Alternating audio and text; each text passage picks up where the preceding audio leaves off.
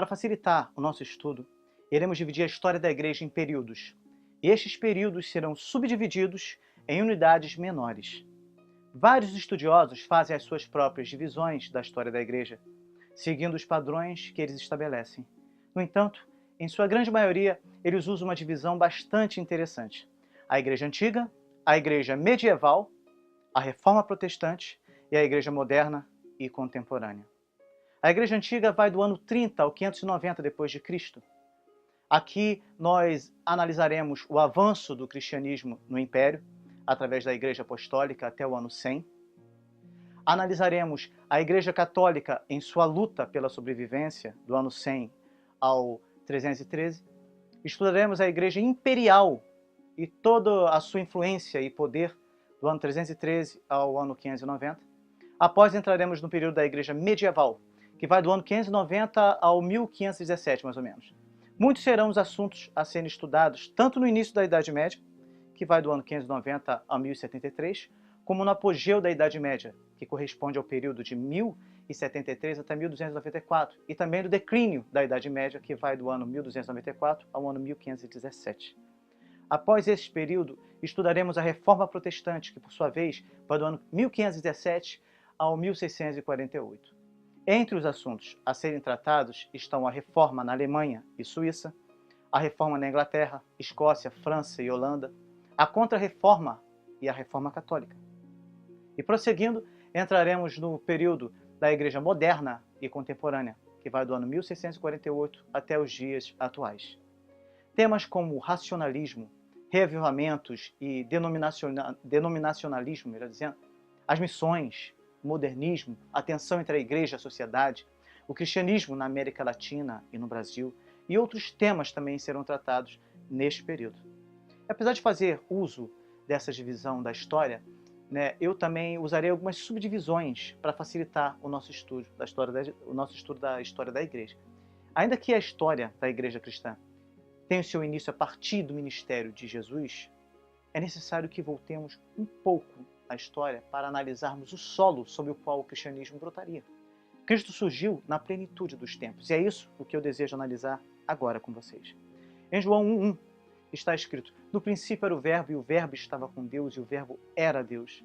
Mais adiante, no versículo 14, lemos: e o Verbo se fez carne e habitou entre nós, e vimos a sua glória, como a glória do unigênito do Pai, cheio de graça e de verdade. Esta encarnação de Jesus Cristo se deu no tempo exato determinado por Deus. As Escrituras são muito claras acerca disso. Em Marcos 1, 14 e 15, vemos o Senhor Jesus indo para a Galileia, proclamando o Evangelho do Reino, dizendo que o tempo estava cumprido. Na verdade, todo o ambiente foi cuidadosamente preparado por Deus para o recebimento do seu Filho em forma humana, neste planeta tão abençoado.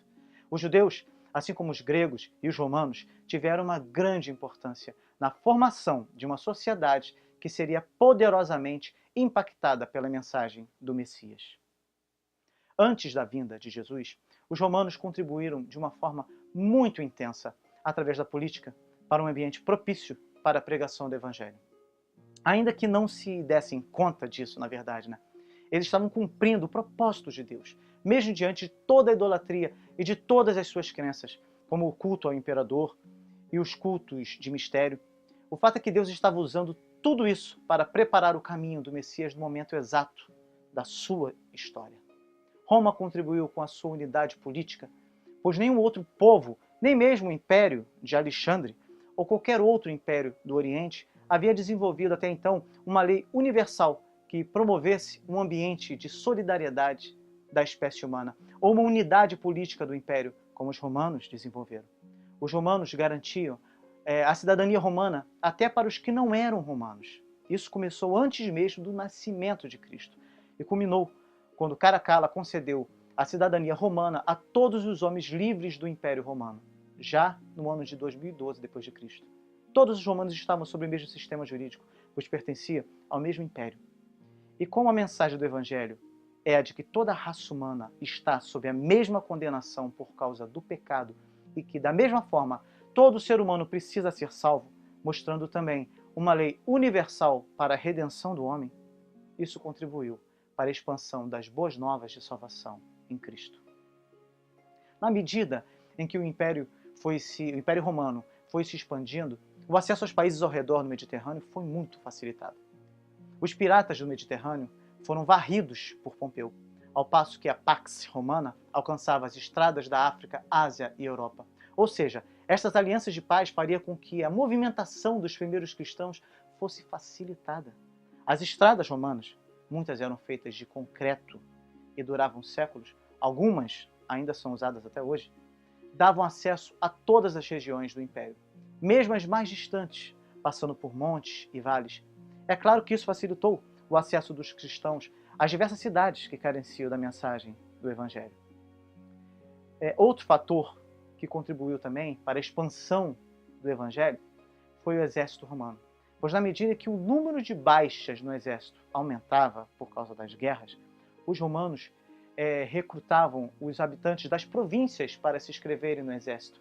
Isso fazia com que eles tivessem um contato maior com a cultura e divulgassem essa cultura em diversos lugares. E os que se convertiam ao cristianismo acabavam levando a mensagem de Jesus para as regiões em que atuariam. Alguns estudiosos afirmam que o evangelho foi introduzido na Bretanha por alguns soldados cristãos que serviram por lá. Muitos povos foram arrasados pelos romanos e tiveram fé em seus deuses a fé é totalmente abalada. Isso também abriu caminho para a pregação do evangelho nestes lugares. E outro fator que merece destaque era o ambiente religioso dos romanos. Eles possuíam algumas religiões de mistério, como eu já falei. E só para ter uma ideia, as principais religiões davam ênfase a um Deus Salvador. Então, o culto a Cibele, que era a deusa da fertilidade, também defendia a crença na ressurreição de Átis, o seu consorte, e ensinava aos seus adoradores a sacrificarem um touro, a batizarem seus novos membros no sangue deste touro. Havia um culto muito semelhante ao de Cibele, o culto de Ísis, que também dava ênfase à morte e ressurreição. De igual forma, o mitraísmo também trazia a ideia de um Deus Salvador que nascera de forma assim miraculosa. Mitra, e portanto também tinha um ser que se opunha ao Salvador, um ser maligno, além de possuir em seus ritos refeições sacrificiais. Olha que coisa interessante. Todas essas religiões geraram um sentimento de frustração nos seus seguidores ao perceberem que o sangue dos sacrifícios, na realidade, não resolvia as suas demandas espirituais. Isso abriu a porta para que o cristianismo obtivesse grande aceitação no meio deles. Os gregos tiveram uma importância imensa também na expansão do evangelho, ao oferecer um ambiente intelectual favorável. Veja o que o historiador Earl E. Cairns escreveu sobre esse tema. Ele disse: a cidade de Roma pode ser identificada com o ambiente político do cristianismo, mas foi Atenas que ajudou a criar um ambiente intelectual propício à propagação do evangelho. Os romanos podem ter sido os conquistadores dos gregos, mas como indicou Horácio em 65 a.C. a 8 d.C., em sua poesia, os gregos conquistaram os romanos culturalmente. A mente prática dos romanos pode ter construído boas estradas, pontes fortes e belos edifícios, mas a grega erigiu os grandiosos edifícios da mente. Foi graças à influência grega que a cultura basicamente rural da antiga república deu lugar à cultura intelectual do império. Então o grego era a língua universal naquela época. E os romanos, com maior influência, falavam o grego e o latim. O grego mais falado pelos comerciantes e pelos homens simples e comuns da época era o grego koiné, que teve a sua origem na literatura grega clássica. E por falar no grego koiné, é importante ressaltar que os cristãos se comunicavam com os outros povos usando o grego koiné. E esta influência foi tão grande que o Novo Testamento veio a ser escrito usando o grego koiné. O mesmo aconteceu com os judeus que moravam em Alexandria. Eles escreveram o Velho Testamento usando também o grego koiné. Esta versão do Velho Testamento é a famosa Septuaginta. E é muito interessante notar que depois que os estudiosos descobriram que o grego koiné e não o grego clássico foi utilizado nessas traduções, muitas outras traduções foram escritas partindo-se da premissa de que se o Novo e o Velho Testamento foram escritos na linguagem do homem comum dos dias de Jesus, é necessário que haja outras versões na linguagem comum de nossos dias também. Outra ferramenta poderosa que é legado dos gregos e que abriu um grande caminho para a expansão do cristianismo foi a filosofia. A filosofia fez com que os gregos atentassem para uma realidade além do mundo físico e temporal.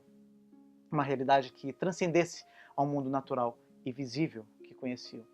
As ideias de Platão e de Sócrates ecoaram na mente dos filósofos por um período de quase 500 anos, antes do advento do cristianismo.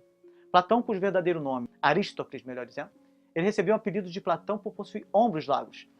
E esse é o significado, tá? Ele foi aluno de Sócrates, escreveu quase tudo que se sabe sobre a vida de Sócrates. Platão deu o nome da sua academia, a sua escola filosófica, por causa de um legendário herói grego chamado Academo. Esse termo é usado até os dias de hoje, né? Entre outras coisas, Platão e Sócrates eles ensinaram que por trás do mundo físico e temporal, ou seja, por trás da nossa realidade material, chamada de mundo dos sentidos, existe uma realidade abstrata, chamada de mundo das ideias, onde tudo é perfeito e eterno. Ou seja, o mundo físico é apenas uma sombra do mundo real. Nós só podemos chegar a este mundo, onde se encontra o verdadeiro conhecimento, por meio da razão. Antes das questões e princípios filosóficos, muitas religiões vieram a ser destruídas. Mas a linguagem argumentativa da filosofia não foi suficiente para atender às demandas espirituais do ser humano, que passava a ter duas opções: se tornar cético ou se entregar às religiões do Império Romano, que eram baseadas nos mistérios. Se é mistério, a filosofia não explica. E na época em que Jesus surgiu anunciando o Evangelho, a filosofia tinha perdido o esplendor que tivera com Platão e passou a ter como base um sistema de pensamento muito individualista e egoísta. O estoicismo é um bom exemplo disso, com a sua ênfase na fidelidade ao conhecimento e no desprezo de todo tipo de sentimento externo, como paixão, luxúria e qualquer tipo de emoção. Ou seja, o objetivo era alcançar a ausência do sofrimento corporal através do conhecimento funcional do mundo e da limitação dos desejos. Isso tudo também contribuiu, na maioria dos casos, para que a filosofia negasse a ideia de um Deus pessoal e amoroso. Por causa disso, as pessoas tinham necessidade de serem apresentadas a uma nova linha de raciocínio, que mostrasse uma visão mais espiritual da vida. E foi nessa ocasião em que o cristianismo surgiu, para preencher esta lacuna. Então, os gregos, eles também tinham uma preocupação com a questão do certo e do errado, e enxergavam o pecado como um problema natural da humanidade, mas não como uma afronta a Deus. Eles também tinham uma preocupação com o futuro eterno do homem. Eles aceitavam a imortalidade da alma, mas não tinham nenhum argumento a favor da ressurreição do corpo. No entanto, através do cristianismo, ficou claro a percepção da existência de um único Deus e de que a razão humana não poderia preencher o vazio que todo ser humano traz dentro de si. Fica claro, portanto, que toda a filosofia, história e cultura grega contribuiu para que os gregos tivessem fome de Deus em seus corações. E não é difícil notar que a influência romana e a influência grega foi mais negativa do que positiva. Mas Deus usou o que era bom e transformou o que era ruim. Foi exatamente isso o que Deus fez. O inimigo de nossas almas pode até pensar que as suas estratégias estão prevalecendo, mas na verdade só há um lado vencedor. Essa história nós já conhecemos. Deus, é claro. Deus usou toda a influência romana e grega como adubo para o solo fértil que o cristianismo precisaria para frutificar. Se podemos reconhecer as influências romanas e gregas, o que dizer de todo o legado deixado pela cultura judaica, então? Não houve influência nenhuma maior do que a deixada pelos judeus. Isso porque toda a cultura judaica era baseada no Antigo Testamento, o qual anunciava a vinda do Messias. O Velho Testamento foi o maior tesouro que os judeus poderiam deixar para o cristianismo. Em uma análise mais profunda, a história dos judeus é a história do cristianismo também. Os judeus cultuavam a Deus e criam na promessa de que a salvação viria através do povo da aliança, do povo judeu. Os judeus traziam a promessa do Messias, mas, no entanto, falharam ao negar que o Messias era o próprio Senhor Jesus Cristo. Este foi o problema. Caso contrário, não haveria distinção entre judeus e cristãos. Os judeus deixaram ao mundo um legado gigantesco. O mais alto padrão ético e moral que conhecemos veio da lei judaica. Diferentemente dos gregos, que atribuíam o pecado a uma prática mecânica humana, que levava a um fracasso externo, eles consideravam o pecado como sendo uma violação da lei e da vontade de Deus, que era manifestada através da impureza que vinha do interior do homem, né? Do interior, e se manifestava através de atitudes externas e visíveis. Portanto, para os judeus a salvação vinha de Deus e não poderia ser obtida através da razão ou nas religiões de mistério. Os judeus deram um sentido à própria história ao afirmarem que tudo era um grande propósito de Deus, o Criador de toda a história. Isto requeriria uma resposta do homem e mudaria a sua forma de viver. Além de tudo isso, os judeus também deixaram aos cristãos o principal ambiente para a pregação da palavra de Deus e que pode ser chamado de a casa de pregação do cristianismo, tá? Do cristianismo primitivo. Estou falando da sinagoga. Durante o cativeiro babilônico, as sinagogas foram criadas para preencher o vazio deixado pela ausência do templo de Jerusalém, que era o local de adoração do povo judeu. A partir daí, as sinagogas passaram a desempenhar um papel fundamental para o fortalecimento do judaísmo diante de todo o sofrimento trazido pelo cativeiro e, ao mesmo tempo, estava preparando um ambiente favorável para a expansão do cristianismo, pois assim como Paulo, que foi o maior evangelista do Novo Testamento, né, muitos outros discípulos fizeram uso das sinagogas no processo de evangelização. Isso porque em quase todas as cidades do Mediterrâneo Oriental, né, havia pelo menos uma sinagoga. Diante de tudo que foi dito, o que a gente pode perceber? Que a mão de Deus estava conduzindo toda a história e preparando o mundo para receber aquele que redimiria toda a criação. Ao analisarmos a história da humanidade, podemos perceber que até o advento de Jesus Cristo nunca houvera um império tão grande sobre uma mesma lei e governo como o Império Romano, que detinha o centro cultural do mundo mediterrâneo e que possuía uma língua comum capaz de facilitar a proclamação do Evangelho para praticamente todo o Império. O cristianismo surgiu na Galileia, região da Palestina, que foi anexada em 40 a.C. ao Império Romano. A Palestina é, portanto, o berço do cristianismo e a região onde o cristianismo deu os primeiros passos. E não poderia haver um lugar mais estratégico para isso, pois apesar de ser uma terra sofrida, sua posição geográfica fazia com que ela ficasse na encruzilhada das grandes rotas comerciais que uniam o Egito à Mesopotâmia, e a Arábia e a Ásia Menor. Ou seja, a Palestina ligava os continentes asiático e africano ao continente europeu via terrestre. A história nos mostra que muitas foram as batalhas travadas na Idade Antiga e na Idade Média, visando a posse dessa região tão estratégica. O Senhor da história preparou todas as coisas para o advento do seu Filho unigênito, Jesus Cristo, na plenitude dos tempos. E é maravilhoso perceber que seu plano está sendo fielmente cumprido. Podemos testificar isso percebendo também que, quando Jesus nasceu, apesar de tantas religiões serem praticadas no Império Romano, apenas o judaísmo e o cristianismo permaneceram através dos séculos. Todas as outras religiões tiveram o seu propósito e após passaram. Será assim até o fim da história. Somente a verdade prevalecerá. E nesse caminho da verdade encontraremos a vida. Estas foram as palavras de Jesus no Evangelho de João, capítulo 14, versículo 6. Eu sou o caminho, a verdade e a vida. Ninguém vem ao Pai a não ser por mim. Aleluia. Pai nosso que estás no céu, ao contemplarmos a história, podemos perceber que o Senhor também se faz presente em toda ela, em cada detalhe, em cada capítulo, em cada página, conduzindo cada parágrafo, cada frase, cada palavra. Senhor, Tu és indescritível e infinitamente superior a qualquer ideia que possamos ter a Teu respeito. Obrigado por fazermos parte dessa história.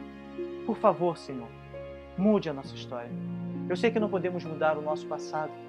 Sei que ele já está escrito e não pode ser apagado, mas pedimos a Ti, Deus de misericórdia infinita, que o Senhor nos ajude a construir um futuro baseado no amor que de Ti temos recebido todos os dias. Amém.